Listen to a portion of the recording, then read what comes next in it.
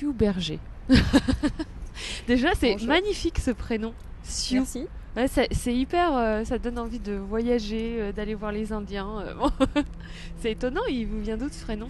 En te fait, vient d'où d'ailleurs? j'ai des parents qui étaient très proches, qui sont toujours proches de la nature, puisque je viens d'Auvergne. Et donc, un petit peu baba cool, mais pas complètement. Donc, c'est les années 68. Ah ouais. Le plaisir d'être du retour à la terre, mais pour eux, c'était pas un retour, puisqu'on y a toujours vécu. Et D'accord. voilà, donc d'où mon nom.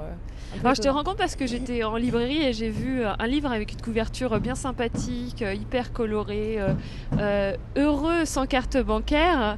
Et je suis toujours, dès que je vois le mot heureux ou bonheur, je vais voir qui il y a au bout de la petite ligne. Oui. Et donc je te rencontre aujourd'hui et je me rends compte que en fait, tu es journaliste, écrivain. Oui, j'écris donc principalement sur les thématiques du bonheur, du bien-être. Donc c'est top, ça tombe Voilà. bien. Et donc l'envie d'écrire sur ces sujets-là m'est principalement venue quand je suis arrivée à Paris, où j'ai eu un choc thermique important. Parce qu'en fait, quand on vient de régions telles que la Lozère ou la Haute-Loire, et qu'on se retrouve au milieu du quartier latin, qui est censé être un super quartier, pour moi ça a été très difficile. Et donc j'ai voulu essayer de concilier les valeurs que j'avais autrefois avec la vie citadine.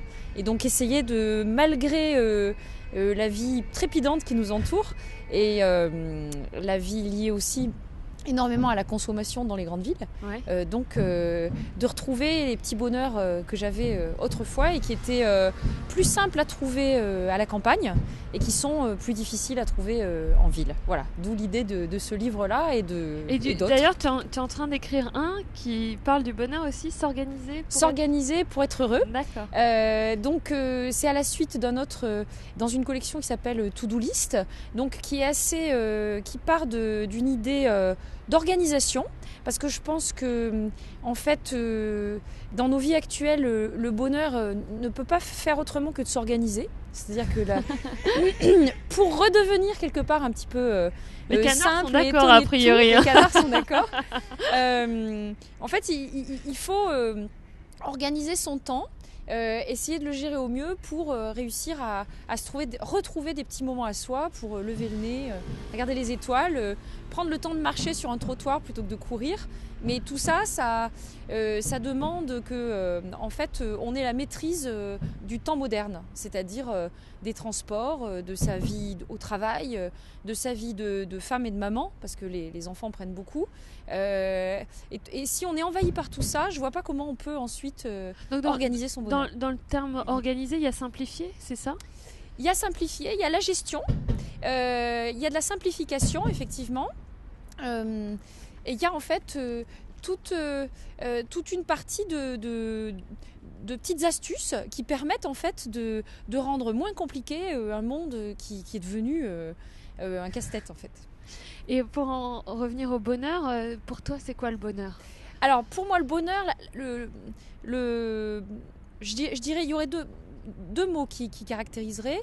Le premier, c'est avant tout commencer par toujours continuer à désirer ce qu'on a déjà. Donc, d'où mon livre aussi sur être heureux sans carte bancaire. Ça ne veut pas dire du tout que j'ai une carte bleue et j'en fais bon usage et j'aime me faire plaisir. Non, mais qu'elle reste à sa place, c'est-à-dire mais qu'on ne soit pas en permanence en train de courir après quelque chose. Après, on a une petite voiture, on en veut une plus grosse, puis une plus grosse, puis encore une plus grosse. Et quand on allume la télévision, les médias, en fait, on nous fait croire que ce bonheur-là, en fait, c'est le seul qui existe actuellement. Et je suis convaincue qu'on fait fausse route en fait surtout qu'on fait dépendre le bonheur de quelqu'un d'autre, soit d'une industrie, soit d'un désir, soit de quelqu'un d'autre et pas de soi-même. Alors le deuxième point, c'est que je suis convaincue avec l'âge.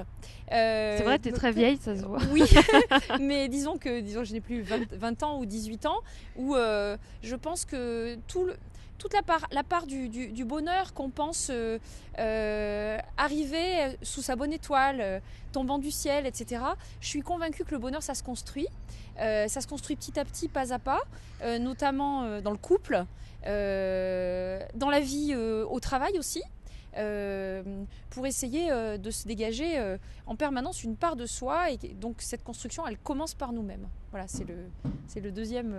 Et alors point. justement, si je veux commencer à construire mon bonheur, t'as pas un ou deux petits trucs, même si on n'est pas dans les trucs et astuces, mais faut commencer par quoi Alors, en fait, là, le premier point que je soulignerais, c'est commencer par arrêter de ruminer, de ronchonner.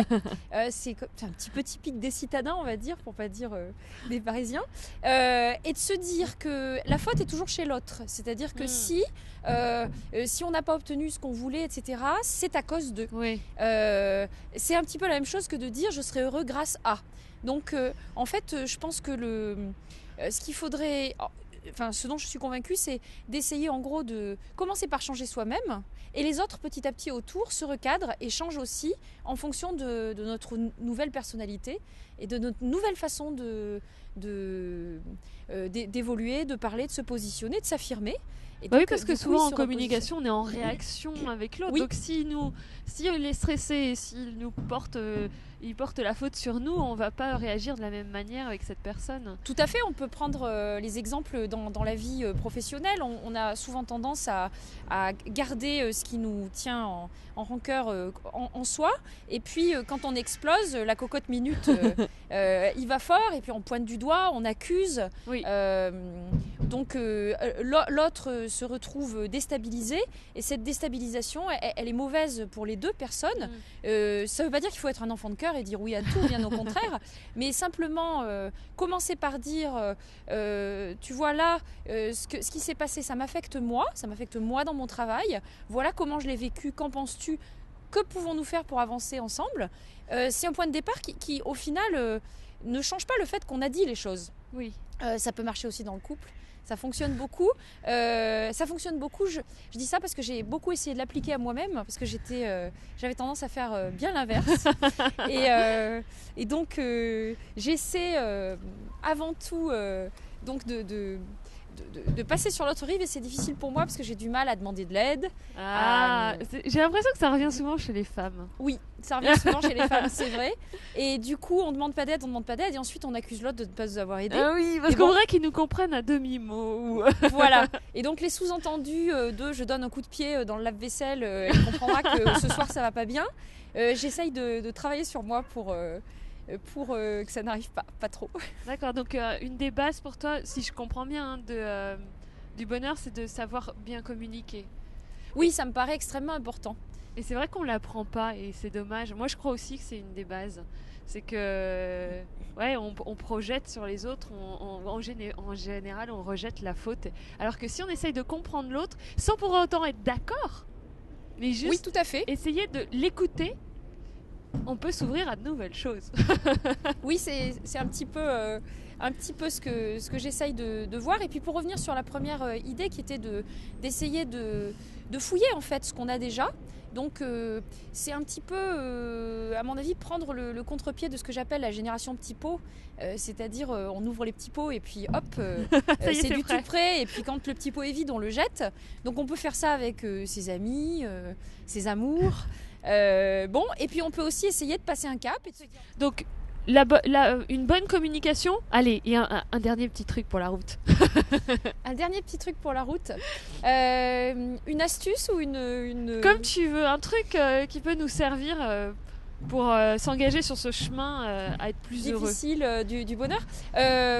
En fait, je pense être quelqu'un de particulièrement pessimiste. Donc ça peut paraître surprenant. Ah ouais, ça se voit pas. Et c'est pour ça que pessimiste et peu enclin au bonheur au départ. D'accord. C'est-à-dire d'une nature... je pense qu'on a tous des natures de ce côté-là.